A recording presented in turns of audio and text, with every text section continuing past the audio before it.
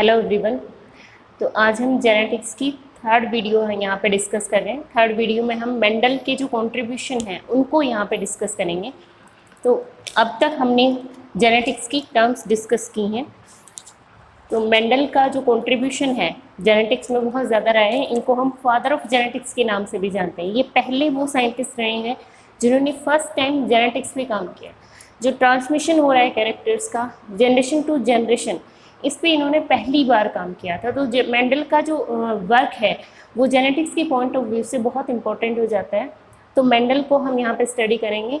Mendel जो थे इनका जो टाइम पीरियड रहा है वो रहा है 1822 से 1884।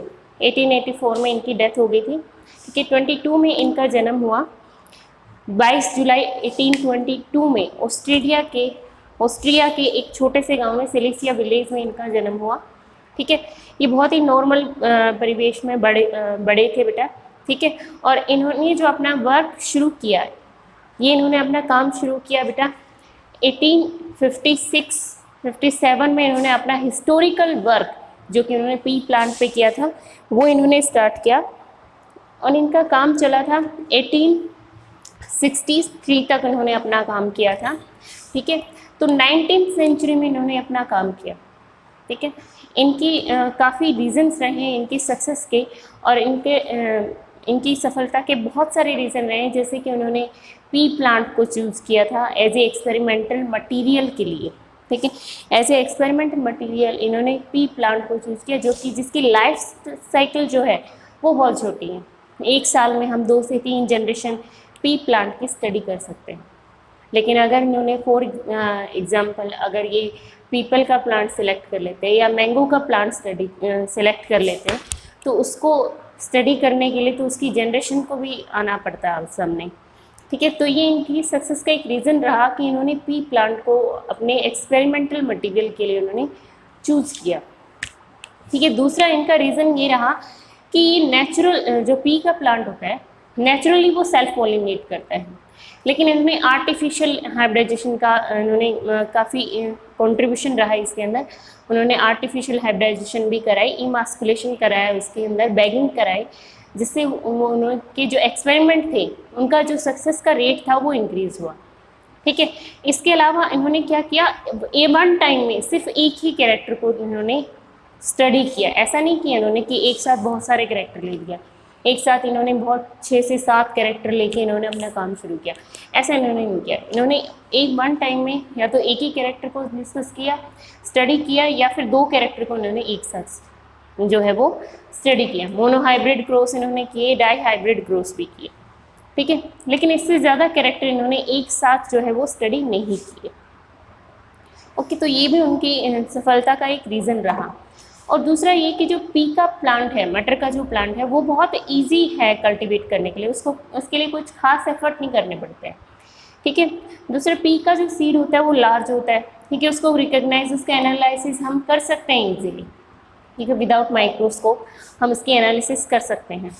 ठीक है, और इन्होंने जो डाटा यहाँ पे यूज़ किया वो कैसा यूज़ किया, इन्होंने स्टैटिस्टिकल डाटा इन्होंने यूज़ किया, जो बहुत ही नया कंसेप्ट था बायोलॉजी के लिए और काफ़ी अप्रोप्राइट भी रहा।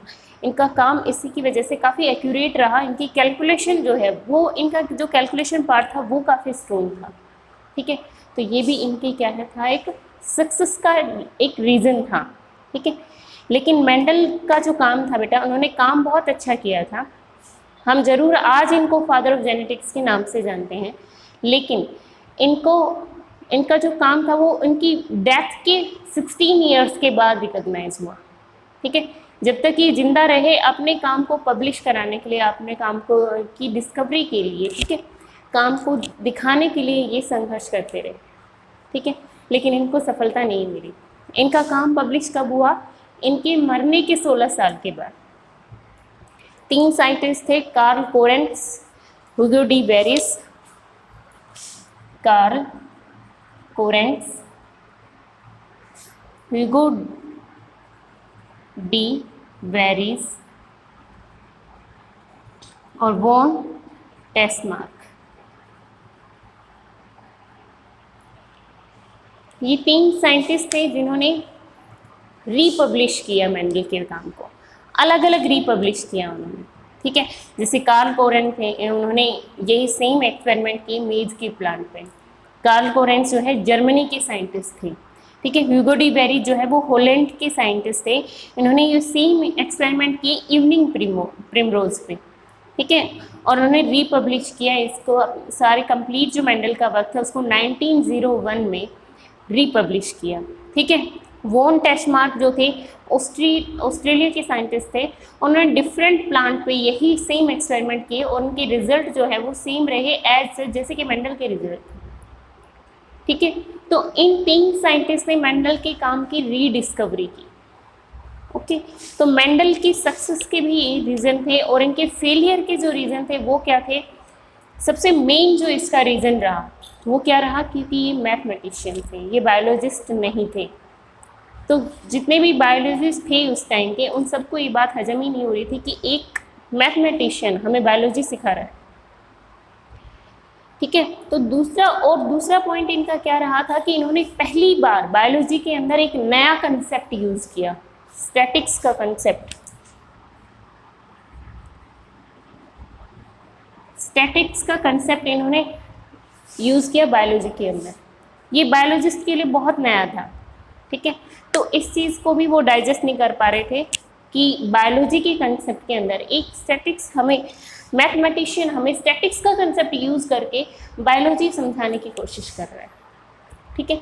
दूसरा इनका रीज़न क्या रहा कि इन्होंने जो अपना वर्क था इन्होंने पब्लिश कराया एक छोटे से जर्नल के अंदर, जिसका जो सर्कुलेशन था वो काफ़ी लिमिटेड रहा, ठीक है। इन्होंने अपना काम पब्लिश कराया नेचर फॉर सेंडर वेरिएंट के अंदर, ये एक लोकल जर्नल था वहाँ का, और इसका सर्कुलेशन जो था वो भी काफ़ी लिमिटेड था, तो इनके काम को लोग जान ही नहीं पाए, ठीक है। और एक मेन रीज़न और भी रहा इनका, क्योंकि इन्होंने जो अपना काम किया वो कब किया, 19th सेंचुरी में। 19th सेंचुरी में इन्होंने अपना काम किया, और 19th सेंचुरी के ही जो लीडिंग साइंटिस्ट थे बायोलॉजी के, वो कौन थे, चार्ल्स डार्विन। चार्ल्स डार्विन ये 19th सेंचुरी के टॉप मोस्ट साइंटिस्ट में से एक थे, और उन्होंने उस वक्त एक बुक लिखी थी। उनकी एक बुक उस टाइम पे 19th सेंचुरी में ही पब्लिश हुई थी, जिसका नाम था origin of species. Origin of species. इस बुक में इन्होंने कहा कि जो इंसान है उसके एंसेस्टर जो हैं वो एप्स हैं, मंकी रही है, ठीक है। तो ये जो टाइम था ना 19th सेंचुरी का, ये राजा महाराजों का टाइम हुआ करता था, ठीक है। और ऐसे टाइम में जब राजा तो अपने आप को देवताओं के समतुल्य मानते थे, देवताओं के जैसे ही मानते थे, तो ऐसे टाइम में अगर कोई इंसान कहता है कि इंसान जो है बंदर की उसके पूर्वज हैं, तो ये बहुत ही कॉन्ट्राडिक्टरी स्टेटमेंट है। इनके नाम पे उस टाइम पे बहुत लार्ज अमाउंट में कंट्रोवर्सी हुई, इनके बहुत सारे स्टैचू जलाए गए, ठीक है। बहुत सारी कंट्रोवर्सी थी, और इस कंट्रोवर्सी के बीच में इनकी बुक की जो है वो डिमांड बहुत ज़्यादा थी लोगों के बीच में। इनकी एडिशन जो है वो एडवांस बुकिंग चलती थी उसकी, ठीक है। और ऐसे टाइम में अगर कोई इंसान आके बोले कि मेरे मटर के हरे बीज, मटर के पीले बीज, उनको कौन सुनेगा। तो ये एक मतलब इनका जो डिस्कवरी का जो टाइम था वो काफ़ी गलत था इनके लिए। अगर इसके आगे पीछे होता तो हो सकता था कि इनके काम को उसी टाइम रिकॉग्नाइज कर लिया जाता, लेकिन इनकी बुक के चलते इनके काम को रिकॉग्नाइज नहीं किया गया, ठीक है। इन्होंने कुछ कंक्लूजन दिए थे, लॉ नहीं दिए थे इन्होंने कंक्लूजन दिए थे, ठीक है। उनको लॉ फॉर्म दी कार्ल कोरेन्स और ह्यूगो डी बेरीज ने, ठीक है। इन्होंने जो अपना काम किया था बेटा वो पी प्लांट पे किया था, और इन्होंने उन्होंने अलग अलग 7 कैरेक्टर लिए जिनको इन्होंने स्टडी किया, ठीक है। वो कैरेक्टर कौन से थे, length of plant, P plant की लेंथ, कैरेक्टर एक होगा, इसके ट्रेड 2 होंगे, tall plant and dwarf plant, 2 character होंगे, टोल एंड ड्वार्फ प्लांट, जो लाई करते हैं 4th नंबर को क्रोमोसोम के ऊपर। ठीक है, दूसरा कैरेक्टर इन्होंने लिया फ्लावर की पोजीशन, एक्साइल है या एपिकल। ठीक है, तो इसका जो कैरेक्टर है वो भी कहाँ पे लाई करता है, क्रोमोसोम नंबर 4th के ऊपर। ठीक है, फ्लावर शेप ऑफ पोड, जो पोड की शेप है वो किस तरह की है, ये भी कैरेक्टर जो है वो लाई करता है 4th क्रोमोसोम पे। इसके बाद कलर ऑफ पोड, जो पोड है उसका कलर कैसा रहा है। ठीक है, इसका क्रोमोसोम जो लाई करता है, ये जो कैरेक्टर लाई करता है ये 5th नंबर क्रोमोसोम पे लाई करता है। इसके बाद जो कैरेक्टर है शेप ऑफ सीड, ठीक है, शेप ऑफ सीड जो है वो कहाँ पे लाई करता है, 7th नंबर क्रोमोसोम पे। ठीक है, कलर ऑफ कोटिलिडन लाई करता है 1st क्रोमोसोम पे, कलर ऑफ फ्लावर लाई करता है अगेन 1st नंबर क्रोमोसोम पे। ठीक है, तो ये जो क्रोमोसोम है टोटल 4 क्रोमोसोम है जिनके ऊपर इनके कैरेक्टर जो है वो लाई करते हैं, 4th, 5th, 7th and 1st। ठीक है, टोटल 4 क्रोमोसोम है जिनके ऊपर इनके कैरेक्टर लाई करते हैं। इनके लिए प्लस पॉइंट क्या रहा कि जो कैरेक्टर इन्होंने लिए वो क्या थे, उन क्रोमोसोम के ऊपर उनकी जो प्लेसमेंट थी वो डिस्टेंट थी। जैसे एक कैरेक्टर अगर यहाँ लाई कर रहा है तो दूसरा यहाँ लाई कर रहा है। ठीक है, अगर सेम क्रोमोसोम पे भी थे, जैसे 4th नंबर क्रोमोसोम पे 3 कैरेक्टर लाई करते हैं, तो इनकी प्लेसमेंट जो थी वो काफ़ी दूर थी, जिसकी वजह से क्या हुआ कि इनके बीच में कोई किसी तरह की लिंकेज नहीं हुई। ठीक है, तो इनके जो रिजल्ट थे वो काफ़ी सही रहे, एक पैटर्न में रहे। ठीक है, तो एक जो जीन उन्होंने लिया था फ्लावर का कलर इन्होंने लिया नहीं था, और सीड कोट का कलर। ठीक है, ये प्लियोट्रोफिक जीन है पी प्लांट के अंदर। ठीक है, ये कैरेक्टर भी उन्होंने स्टडी नहीं किए थे, तो ये भी इनके लिए क्या रहा, प्लस पॉइंट रहा। ठीक है, तो काफ़ी सारे प्लस पॉइंट रहे जिनके चलते आज हम मेंडल को फादर ऑफ जेनेटिक्स के नाम पे जानते हैं। इन्होंने इनका जो वर्क था वो हमारे लिए काफ़ी इम्पोर्टेंट था। ठीक है, तो इनका जो वर्क था वो क्या था और इन्होंने क्या काम किया था वो हम यहाँ पे डिस्कस करेंगे। तो इन्होंने 4 कंक्लूजन दिए थे बेटा। ठीक है, इनके कंक्लूजन क्या क्या थे वो हम यहाँ पे डिटेल में डिस्कस कर लेते हैं। ठीक है, फर्स्ट कंक्लूजन था इनका पेयर्ड फैक्टर।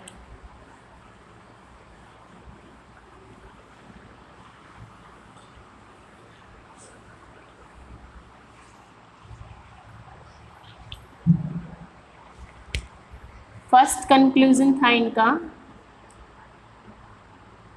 Paired factor. ठीक है, तो पेयर्ड यहाँ पे फैक्टर उन्होंने जीन के लिए टर्म इस्तेमाल की थी। वो एक मैथमेटिशियन थे और उनको इतनी नॉलेज नहीं थी कि जो जीन है वो क्या होते हैं, और एक्चुअल में उस टाइम तक डिस्कवर भी नहीं हुए थे। जो जीन है वो डिस्कवर नहीं हुए थे तब तक। 1902 में जाके सेल डिवीज़न को स्टडी किया गया था, और उसकी डिस्कवरी काफ़ी बाद में हुई है कि क्रोमोसोम क्या होते हैं, जीन क्या होते हैं, इनकी डिस्कवरी काफ़ी टाइम बाद हुई है। तो तब तक किसी की नॉलेज में ही नहीं था कि जीन नाम की भी कोई चीज़ होती है।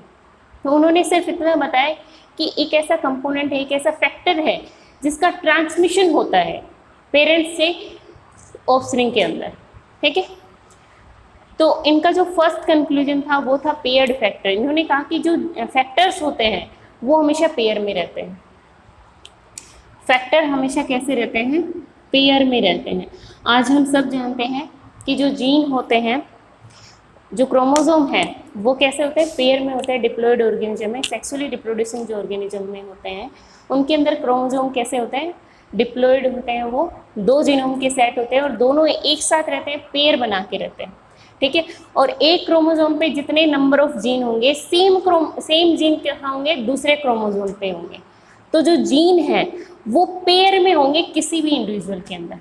ठीक है, ऐसा उन्होंने फर्स्ट कंक्लूजन में कहा। फर्स्ट कंक्लूजन में इन्होंने कहा कि जो फैक्टर्स होते हैं, यूनिट फैक्टर्स होते हैं, वो हमेशा पेयर में प्रेजेंट होते हैं सेक्सुअली रिप्रोड्यूसिंग ऑर्गेनिज्म के अंदर। ठीक है, इनका लॉ जो है, ये जो लॉ है पेयर्ड फैक्टर जो लॉ है इनका, ये यूनिवर्सल है, इसको माना गया है, मतलब इसके एक्सेप्शन नहीं है। ठीक है, और इसके बाद सेकंड कंक्लूजन जो है उसको लो फॉर्म दिया गया है। इनको लो की फॉर्म में नहीं दिया गया है, ये सिर्फ एक कंक्लूजन ही है, ठीक है। सेकंड जो इनका लो है वो है लो, कंक्लूजन इन्होंने दिया था, लो फॉर्म दी थी कोरेंस ने और गुडीबेरीज ने दी थी। गुडीबेरीज, टेस्मार्क, इन तीनों ने उसको लो फॉर्म दी, ठीक है। तो फर्स्ट जो इनका लो हम पढ़ते हैं, फर्स्ट लो और सेकंड कंक्लूजन, लो डोमिनेंस। इसमें इन्होंने बताया कि जो जीन्स हैं जब हेट्रोजाइगस कंडीशन में जब प्रेजेंट होते हैं तो जो जीन अपने आप को एक्सप्रेस करता है वो डोमिनेंट होता है, ठीक है। हेट्रोजाइगस जो कंडीशन होती है, एक डोमिनेंट जीन और दूसरा रिसेसिव जीन, ये जो कंडीशन होगी, इस कंडीशन में जो जीन अपने आप को एक्सप्रेस करता है वो सिर्फ डोमिनेंट होगा। डोमिनेंट जीन ही अपने आप को एक्सप्रेस करेगा, रिसेसिव अपने आप को एक्सप्रेस नहीं करेगा, ठीक है। और मेंडल के जितने भी एक्सपेरिमेंट हैं उनको हम प्योर लाइन से स्टडी करते हैं, होमोजाइगस फॉर्म से स्टडी करते हैं। तो अगर पेरेंट हम यहाँ पे लेते हैं, फॉर एग्जांपल यहाँ पे उन्होंने पेरेंट लिए होमोजाइगस टोल को लिया, ठीक है, और होमोजाइगस रिसेसिव को लिया उन्होंने यहाँ पे, ठीक है। गैमेट दोनों सेम बनाएंगे बट 2 बनाएंगे, ठीक है। यहाँ पे मियोसिस होगी, गैमेटोजेनेसिस होगी और इसके दौरान क्या होगी, गैमेट की फॉर्मेशन होगी। तो यहाँ पे 2 गैमेट बनेंगे, दोनों एक जैसे बनेंगे क्योंकि होमोजाइगस है, सेम जीन यहाँ पे प्रेजेंट है। यहाँ पे भी इसी तरह से क्या होगा, सेम जो है वो गैमेट की फॉर्मेशन होगी बट 2 गैमेट की फॉर्मेशन होगी। तो फर्स्ट कॉम्बिनेशन जो यहाँ पे बनेगा वो क्या बनेगा, वो क्या बनेगा, हेट्रोजाइगस बनेगा। सेकंड जो बनेगा यहाँ पे वो भी कैसा बनेगा, हेट्रोजाइगस बनेगा बेटा, ठीक है। और यहाँ पे जो कॉम्बिनेशन बनेगा वो कैसे बनेगा, यहाँ पे सेम के साथ दिखा दिया मैंने, ये कॉम्बिनेशन बनाएगा इसके साथ, ओके। तो ये जो कॉम्बिनेशन बनेगा ये भी कैसा बनेगा, हेट्रोजाइगस बनेगा। यहाँ पे जो कॉम्बिनेशन बनेगा वो भी कैसा बनेगा, हेट्रोजाइगस ही बनेगा, ठीक है। तो नंबर ऑफ गैमेट जो यहाँ पे हमारे पास सामने बने हैं, ये कितने बने हैं, हर एक इंडिविजुअल ने 2 गैमेट बनाए हैं सेम टाइप के। डोमिनेंट ने कितने बनाए, capital T and capital T, 2 gamete बनाए। रिसेसिव ने कितने बनाए, होमोजाइगस मतलब एक जैसे गैमेट 2 बनाए, small T and small T. इनकी कॉम्बिनेशन से जब इनका फर्टिलाइजेशन हुआ तो इससे जो इंडिविजुअल बने वो सारे के सारे कैसे बने, हेट्रोजाइगस बने। Capital T and small T, capital T and small T, capital T and small T, capital T and small T. इसको आप पुनेट स्क्वायर से भी ड्रॉ करके देख सकते हो।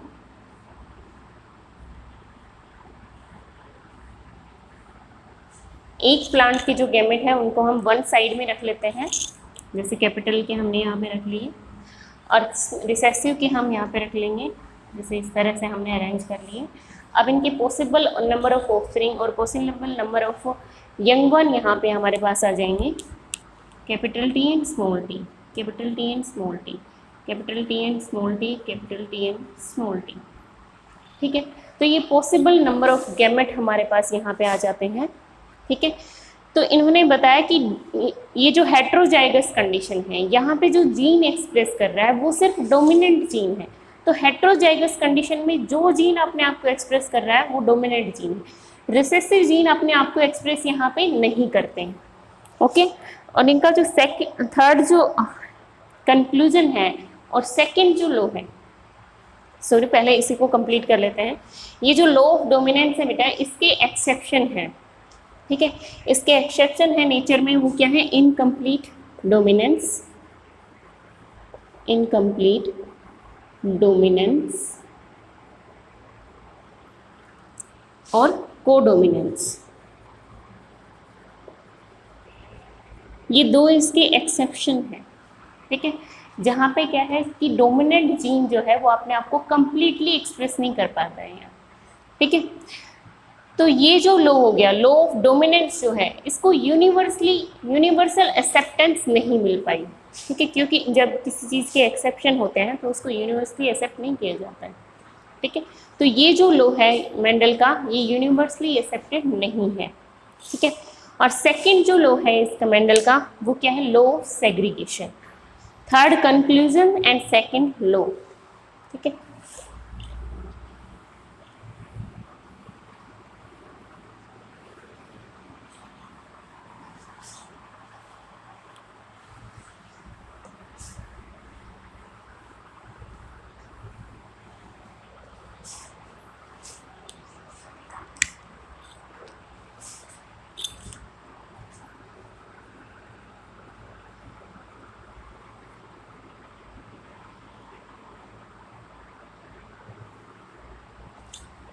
लॉ ऑफ सेग्रीगेशन क्या कहता है? लॉ ऑफ सेग्रीगेशन कहता है कि जब भी गैमेट फॉर्मेशन होती है, जब भी सेक्सुअली रिप्रोड्यूसिंग जो ऑर्गेनिज्म है वो रिप्रोड्यूस करते हैं, गैमेट बनाते हैं, गैमेटोजेनेसिस जब होती है, तो उनके जो जीनोम के सेट होते हैं, ठीक है, वो सेग्रीगेट कर जाते हैं, जो जीन है वो सेग्रीगेट हो जाते हैं। सेग्रीगेट मीन्स सेपरेट हो जाते हैं। तो गैमेट फॉर्मेशन के दौरान जो पेयर्ड फैक्टर होते हैं, जो पेयर्ड जीन होते हैं, वो अलग अलग हो जाते हैं, सेग्रीगेट हो जाते हैं, ऐसा मेंडल ने कहा, ठीक है। मेंडल ने कहा कि अपॉन गैमेट फॉर्मेशन या on gamete during gametogenesis genes will segregate, ठीक है। और ये जो लॉ है मेंडल का, इसका कोई भी एक्सेप्शन नहीं है, और ये जो लॉ है इसका यूनिवर्सली एक्सेप्टेड है। जैसे फॉर एग्जांपल हमने यहाँ पे क्या लिए थे बेटा, capital T and small T, ये कॉम्बिनेशन था हमारे पास, ठीक है। गैमेट हमारे पास बने थे capital T and capital T, यहाँ पे बने थे small T and small T, ठीक है। फर्टिलाइजेशन हुई, गैमेट फॉर्म हुआ capital T and small T, capital T and small T, ठीक है, capital T and small T, capital T and small T, ठीक है।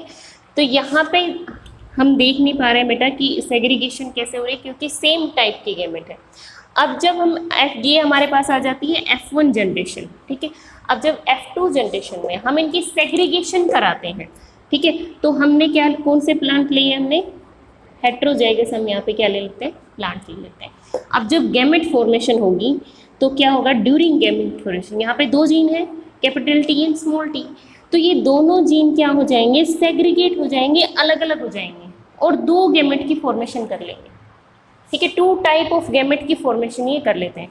ज़रूरी नहीं है सिर्फ 2 ही गैमेट हो, नंबर ऑफ गैमेट तो बहुत ज़्यादा होंगे, लेकिन यहाँ पे क्या होगा, जो जीन्स है वो अलग अलग हो जाएंगे, एक गैमेट में सिर्फ एक ही जीन प्रेजेंट होगा, ठीक है। यहाँ पे भी क्या होगा, सेग्रीगेशन हो जाएगा। जब गैमेटोजेनेसिस होगी तब ये जीन क्या होंगे, दोनों कैपिटल जीन और डोमिनेंट जीन और रिसेसिव जीन जो है वो सेग्रीगेट हो जाएंगे, अलग अलग हो जाएंगे, मतलब 2 नए गैमेट की फॉर्मेशन कर लेते हैं। ये है मेंडल का second law, law of segregation. इसकी एक्सेप्शन नहीं है, इसका कोई भी सिंगल एक्सेप्शन हमें नहीं मिलता है।